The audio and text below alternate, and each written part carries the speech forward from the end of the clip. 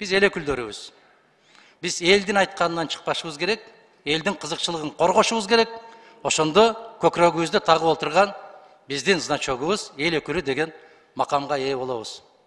Бирок чындыгына келгенде жогорку кеңеш мыйзам кабыл алуу пунктуна айландык. Же нотариалдык конторага айландык. Бул мыйзам кабыл алынды, ушунча күнү, ушул саатта бүттү, ошол жерге мөөр басылды, ишке кирсин. Коомдо болуп аткан окуяларга биздин таасирибиз жок эсе. Урматтуу депутаттар, Кыргыз Республикасынын конституциясы ар бир жаранга жашоону кепилдикке берет дейт. Ошол эле конституцияда жазылып турат, ар бир адамдын ден соолугу мамлекеттин байлыгы деп турат. Бүгүн биз мыйзамдуулукту тебелеп тепсеп, конституциялыкты тебелеп тепсеп, өз билгенибизде жашап аткан бейбаш үй бүлөгө айландык. Ата-энеси таштап кетип, бир жумушка кеткен үй бүлөбүз. Мыйзамыбыз да иштебейт, конституциябыз да иштебейт.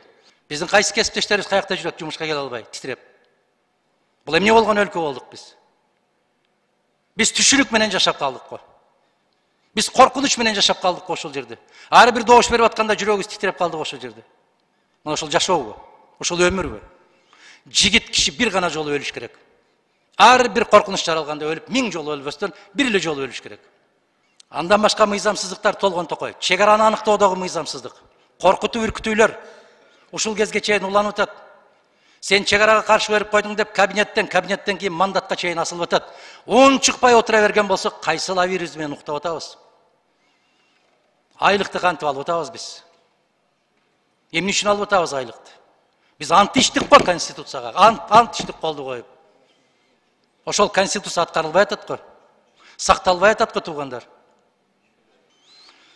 Соңку кезде сүйлөгүң да келбейт, ушул жерге киргиң да келбейт, мен ачык айтайын. Кайран жогорку кеңеш, кайран эгин өкүлдөрү, кайран алып аткан айлык, кайран көкүрөккө таккан монол, кайран адамбыз деп басып жүргөн биз. Эмнени өзгөртө алабыз? Эмнеге таасир келтире алабыз? Ушул жерде шушуңдашып, 5-6дан сүйлөшүп, кудуңдашып, сүйүшүп, кучакташып, өз маселебизди чечкенден башка эмне кылып атабыз туугандар? Биз кабыл алган мыйзамдардан эмне өзгөрүп атат? Кайсы жакшылыкка баратабыз? Же конституцияны корго деп, конституцияны коргой албасак, адамдын укугун сактап бер деп, аны сактай албасак, мына жерде ант ичпедик беле? Мен кыйшаюусуз аткарам, эгерде аткара албай кайсам, мыйзамдарга ылайык жооп берүүгө даярмын деп.